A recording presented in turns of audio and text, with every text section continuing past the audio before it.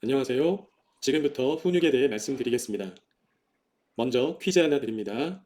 우리 고객은 학생 더하기 무엇일까요? 학부모? 아닙니다. 참고로 이 고객은 한 개체입니다. 무엇일까요? 정답은 바로 아동, 어린이입니다. 우리 고객은 학생이면서 동시에 아동인 거죠. 교사인 우리가 고객의 아동 특성을 놓치는 순간 어떻게 될까요?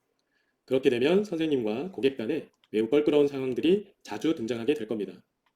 아동을 놓치고 고객을 학생으로서 가르치려고만 하시면 생활 지도는 물론 학습 지도까지 어려움을 겪게 될 확률이 높습니다. 우리 고객은 학생이면서 동시에 아동임을 잊지 마세요. 또 하나 여쭈어요. 인간의 본성을 어떻게 보세요? 둘 중에 하나는 꼭 선택해 보세요. 성선설 손들어 보세요. 성악설 손들어 보세요. 네. 제가 이 질문을 교사가 아닌 집단에서 여쭈어 보면 한 60% 정도는 성선설을 선택합니다. 그런데 교사, 특히 담임교사 집단에서 여쭈어보면 한 99% 정도가 성악설을 선택합니다. 왜 그럴까요? 이런 응답이 초등학교 담임 선생님들께서 얼마나 힘드신지 짐작할 수 있는 방증이 된다고 생각합니다. 저는 오늘 성악설 관점에서 이야기를 풀어나가고자 합니다. 그런데 여기 악자 보이시나요? 무슨 뜻일까요? 나쁘다? 악하다? 저는 개인적으로 사회화되지 않았다라는 뜻으로 생각합니다. 악이라는 게 절대적일까요? 상대적일까요? 저는 선과 악 모두 상대적이라고 생각하는데요. 예를 들어 설명해 보겠습니다. 미국에서 총기를 소지하는 것은 악이 아닙니다. 그런데 한국에서 총기를 소지하는 것은 악입니다. 제가 81년도에 국민학생이었는데 그때는 쉬는 시간에 교실에서 선생님이 담배를 피우시는 게 전혀 문제되지 않았습니다. 그런데 지금 2026년도에 그런 선생님이 계시다면 어떻게 될까요? 이렇듯 악함이라는 것은 시간과 공간에 따라 변하는 상대적인 개념입니다. 이 세상에 절대적으로 악하거나 나쁜 아동은 없습니다. 저런 나쁜 녀석 같으니라고가 아니라 저런 아직 사회화되지 않은 녀석 같으니라고 말씀하셔야 맞는 거죠. 그렇다면 사회화라는 말은 무슨 뜻일까요? 사회화는 다른 사람에게 맞추는 동조를 뜻합니다. 우리가 다른 사람과 교신, 즉 연결이 필요할 때 주파수를 맞추는 것처럼 지금 여기의 사람들과 서로 닮아가는 것으로 볼 수도 있죠. 그와 비슷한 뜻으로 적응이라고도 볼 수 있고요. 조금 더 좁혀 생각하면 우리가 잘 하고 있는 교육, 좀 더 좁혀서 생각하면 훈육이라고 볼 수 있습니다. 아직 사회화 과정이 필요한 초등학생에게는 주파수를 맞추기 위한 적응과 교육과 훈육이 필요한 거죠. 그런데 가끔 주파수가 잘 안 잡혀 애를 먹기도 하죠. 사회화는 지금 여기의 사람들과 연결하는 과정인데요. 미래학자 엘빈 토플러가 이런 말을 했어요. 21세기 문명은 배우려 하지 않고 낡은 지식을 버리지 않는 사람이라고요. 저는 이걸 제 나름대로 이 부분을 연결하지 않는 사람이라고 생각합니다. 연결되지 못하는 사람이 앞으로의 문명이 될 거라고요. 퀴즈 하나 또 드립니다. 우리는 경험으로 배우지 않는다라고 말한 교육 철학자는 누구일까요? 박재성? 아닙니다. 타일러? 아니고요. 브루노? 아닙니다. 누구냐면 바로바로 그 유명한 존 듀이입니다. 이상하죠? 경험주의 철학자인 존 듀이가 경험으로 배운다고 말하지 않았을까요? 존 듀이는 이렇게 얘기했습니다. 우리는 경험으로부터 배우지 않는다. 경험에 대한 성찰을 통해 배운다고요. 제 인생을 되돌아봐도 무언가 실수를 하고서 이불킥을 하고서 성찰을 했을 때 한 계단 성장함을 느낍니다. 우리 어린이들에게 단지 경험만 하게 하는 것이 아니라 성찰이 동반되는 경험을 하게 해주었을 때 진짜 성장이 이루어지겠죠. 2022 개정교육과정에도 경험과 성찰이 잘 녹아 있습니다. 2022 개정교육과정이 추구하는 깊이 있는 학습, 즐거운 학습을 위해 단순화해서 제시한 요건들을 살펴보겠습니다. 학생이 직접 참여하는 경험, 즐거워요. 학생이 체험 및 탐구하는 경험, 즐겁죠. 학생이 협력해서 문제 해결하는 경험, 즐거워요. 예를 들면 실과 음식 만들기나 과학 실험, 체육 활동, 어린이들이 매우 즐거워하죠.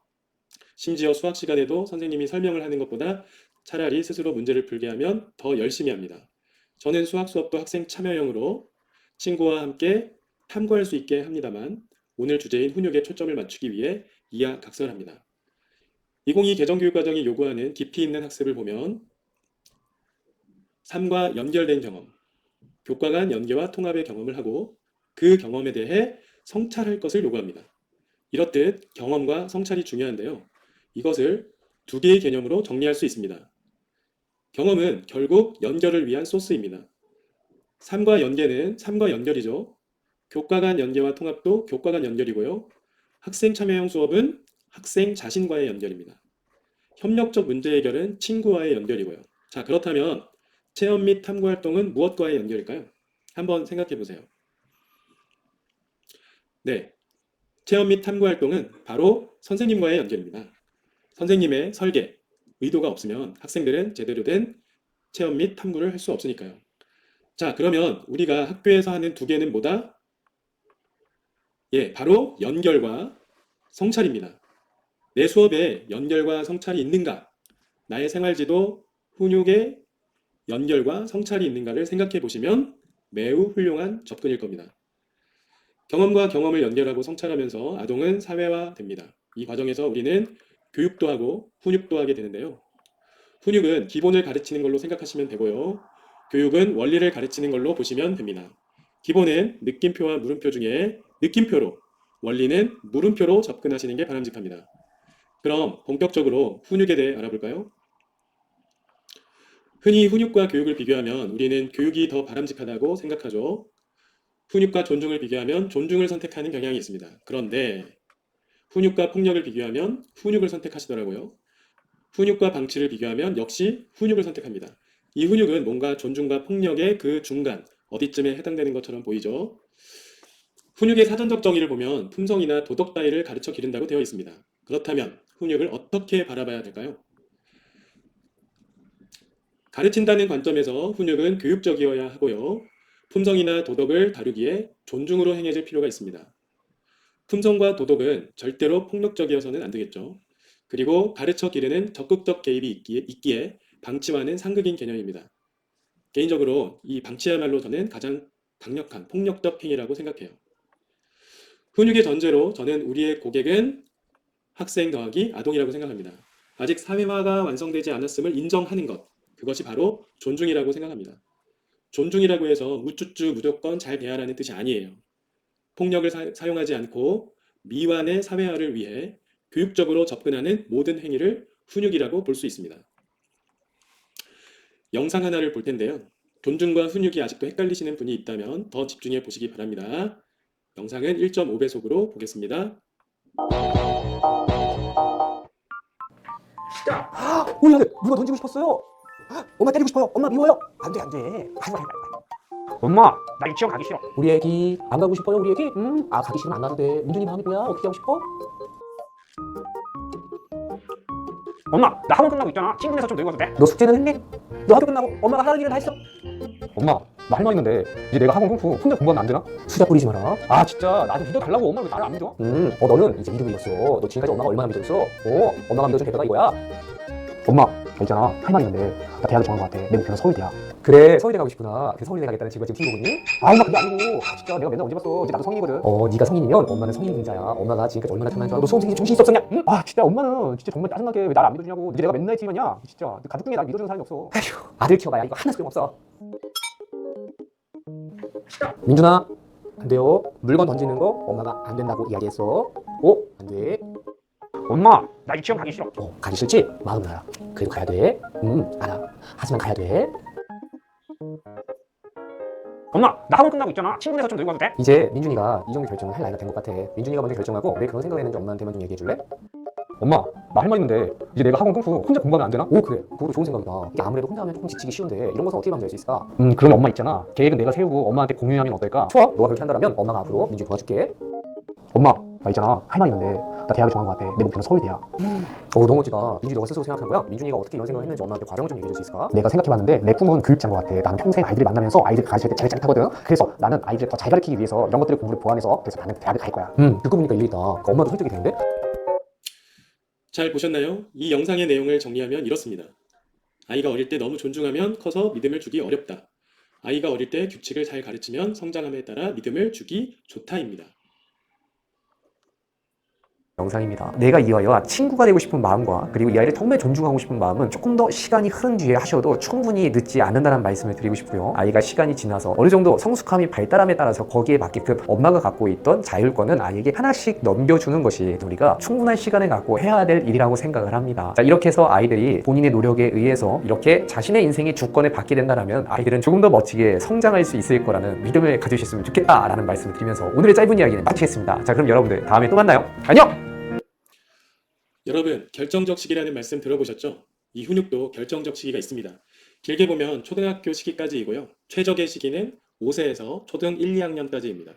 솔직히 3, 4학년만 돼도 훈육이 쉽지 않을 수 있습니다. 5, 6학년 담임 선생님께서 그럼 포기라고 말하실 수도 있는데요. 아닙니다.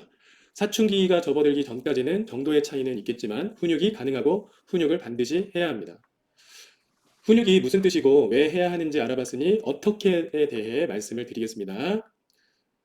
아동은 사회화 과정이 필요한 악한 존재라고 했죠? 맞아요. 악합니다. 아이들마다 정도의 차이는 있지만 지금 여기의 선, 요거 선생님의 선, 이 선을 테스트합니다. 의도하든 의도하지 않았든 이 선을 넘는 행동을 하는 것, 선생님은 어떻게 생각하세요? 못 견디시나요? 그럼 좀 곤란합니다. 아이들이 이렇게 선 넘는 행동을 하는 것은 어찌 보면 매우 당연한 겁니다. 왜? 악하니까요. 의도하든 의도하지 않았든 어린이는 이 선을 넘는 행동을 한다라는 것을, 즉 악하다는 것을 인정, 즉 존중할 때 훈육을 시작할 수 있습니다. 존중이라고 해서 무조건적으로 수용하라는 뜻은 아닙니다. 그렇구나라는 것을 인정한다는 것입니다. 인정하지 않으면 어떻게 된다? 선생님만 괴롭다. 괴롭지 않으려면 두 가지 방법이 있습니다.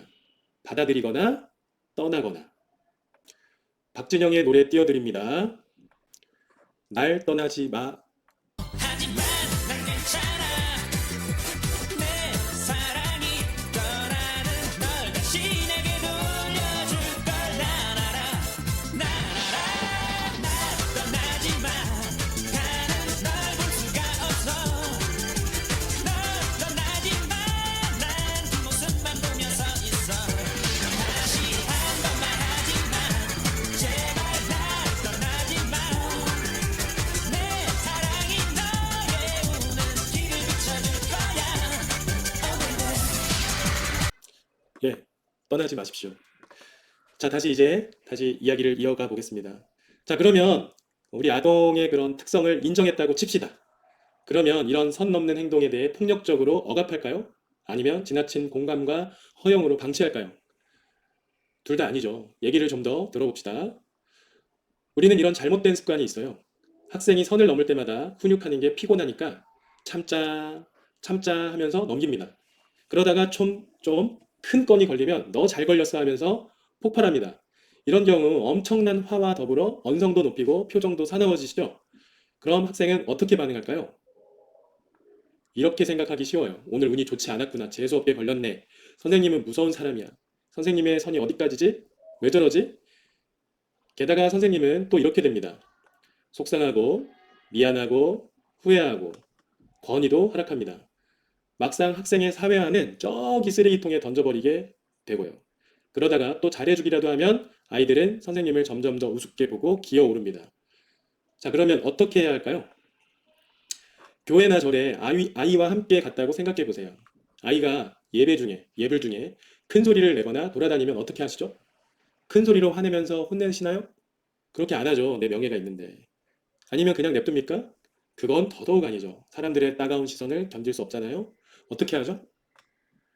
네, 아이 눈을 보면서 검지손가락을 들고 차분한 목소리와 표정으로 안 돼 라고 하시죠. 그런데 이 철없는 아이가 또 그러네요. 방치할까? 폭발할까? 아니죠. 마찬가지로 단호하게 그리고 차분하게 안 돼 라고 하면 됩니다. 또 그런다. 그럼 또 안 돼. 자, 여기서 중요한 건 뭐다? 선을 넘을 때마다 놓치지 말고 일관성 있게 그리고 단호하면서 차분하게 훈육을 하는 겁니다. 포인트는 뭐다? 그때그때 차분하게 단호하게입니다. 이게 쉽지 않아요. 특히 그때그때 사람을 키우는 게 완전 애끝낸 과정입니다. 오죽하면 선생님 똥은 개도 먹지 않겠습니까? 똥마저 상할 정도로 힘든 거죠. 공무원 연금 평균 수령 기간이 8년도 채 못 된다는 소문이 진실일 수도 있습니다. 근데 그거 아시죠?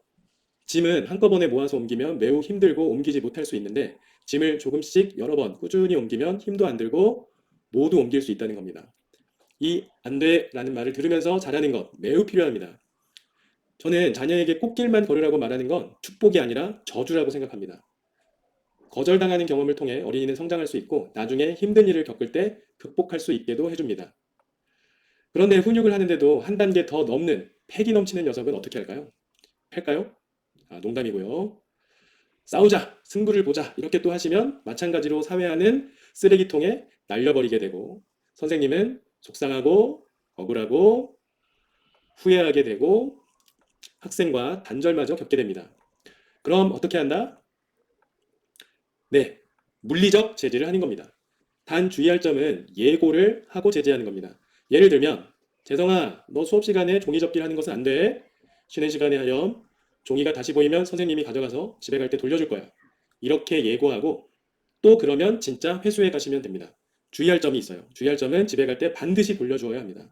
그리고 회수할 때 학생이 화를 내거나 소리를 지르면 화내거나 소리 지르는 건에 대해 안됨을 차분하게 훈육하고 거리를 둘 수도 있습니다. 아이의 감정에 휘말리시면 안 됩니다. 그렇게 흥분한 아이가 지금 당장 화를 멈추고 차분하게 될 거라 기대하지 마세요. 안 되라고 말하고 물리적, 심리적 거리를 두세요. 아이가 스스로 진정될 때까지 기다리는 것도 좋은 방법입니다. 수업에 방해된다면 절차에 따라서 다른 조력자의 도움을 받아 분리된 공간에 머물게 할 수도 있습니다. 또 주의할 것은 그 아이가 나쁘다고 생각하시면 안 됩니다. 사회화가 아직 덜 되었을 뿐입니다. 물리적 제지에는 무반응이나 회수, 빼앗는 거죠. 타임아웃 등이 있는데요. 이때도 역시 차분하고 단호하게 그리고 비폭력적으로 하셔야 하는 겁니다. 물리적인 폭력뿐만 아니라 정신적인 폭력도 해서는 안 됩니다. 선생님의 감정선을 유지하시면서 차분하고 단호하게 하시면 됩니다. 재미있는 영상 하나 보여드릴게요. 훈육의 결정적 시기가 초등 저학년임을 시사합니다. 자, 보시죠. 조언이 있고 잔소리가 있잖아요. 잔소리와 조언의 차이는 뭐일까요? 두 분이 생각하시는. 잔소리는 왠지 모르게 기분 나쁜데 네. 충고는 더 기분 나빠요. 와! 잔소리는 기분 나쁜데 충고는 더 기분 나빠요. 아, 진짜요. 예, 여기 보이는 이 학생 아주 귀여운가요? 이 학생이 몇 학년이냐면 6학년입니다. 아이가 머리가 크면 훈육이 어려워집니다. 3학년만 되어도 쉽지 않아지죠. 특히 초등 1, 2학년 담임선생님들은 교육의 역사적 사명뿐만이 아니라 훈육의 역사적 사명도 갖고 있음을 명심하세요.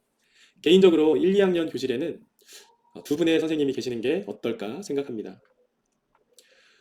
고학년은 이렇게 접근하면 좋습니다. 문제 행동을 보이는 아이와 대화할 때는 무슨 일이 있었어? 라고 물어보세요. 아이가 대답하면 술술 해결되지만 대답하지 않으면 선생님께서 차분하게 감정 섞지 말고 팩트만 얘기해 주세요. 그 다음 왜 그런 일이 있었던 것 같아? 라고 물어보세요. 역시 아이가 대답하면 거의 다 해결되지만 대답하지 않으면 선생님께서 생각한 이유를 감정 섞지 말고 차분하게 얘기해 주세요. 맞아? 확인하셔도 좋아요. 자, 이제 마지막이 중요합니다. 이제 재성이가 어떻게 하면 좋을까? 라고 물어보세요. 대답하면 완전 해결되지만 대답하지 않으면 기다리세요. 매우 중요한 겁니다. 선생님이 이때 조급한 마음에 어떻게 해야 함을 학생에게 얘기하면 안 돼요. 그러면 학생은 반성이나 성찰하지 않습니다. 그건 학생 나의 결심이 아니라 선생님의 바람과 결심이거든요. 저는 개인적으로 어떻게 할 건지에 대해 심지어 일주일을 기다린 적도 있습니다. 일주일 후 그 아이가 이렇게 하겠다고 말하자 잘 들어주고 그래, 사람은 누구나 실수할 수 있어. 재성이가 말한 대로 잘 실천하길 응원하고 지켜볼게. 혹시 선생님이 도와줄 거 있니? 라고 했더니 그 아이가 변했습니다.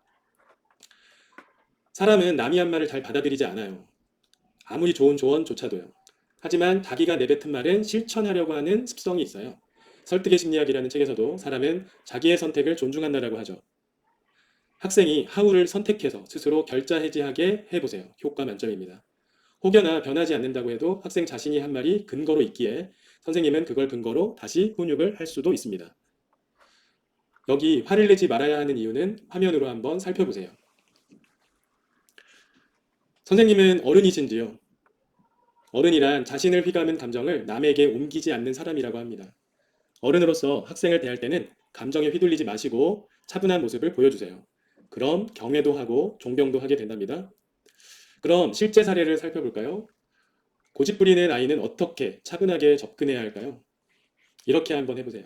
1단계, 네 마음 선생님도 충분히 알아. 이해해. 2단계.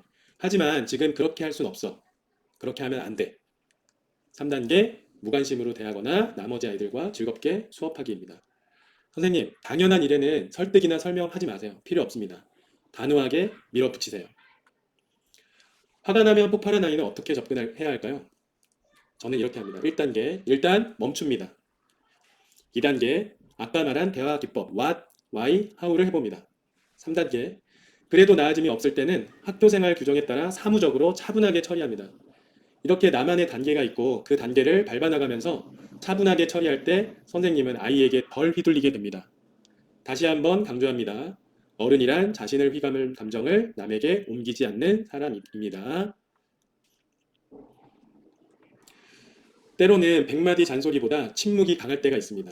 자, 한번 따라해 볼까요? 자, 선생님들 검지손가락 들고, 자, 우리 학생 눈을 바라보고, 자, 따라해 볼까요? 안 돼. 네, 좋습니다.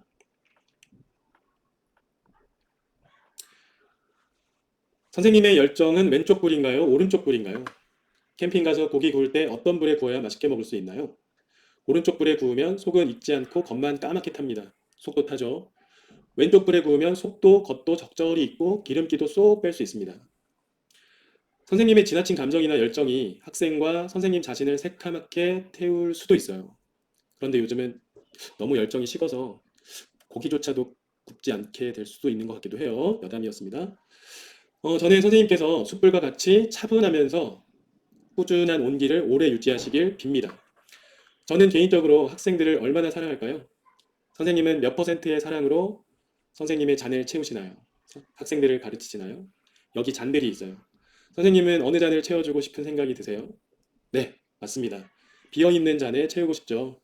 선생님의 잔을 좀 더 비워보세요. 지나친 기대와 욕심을 비우시고 아이들을 있는 그대로 인정해보세요. 신기하게 아이들이 나머지를 채웁니다. 선생님이 너무 다 하려고 하지 않으셔도 됩니다.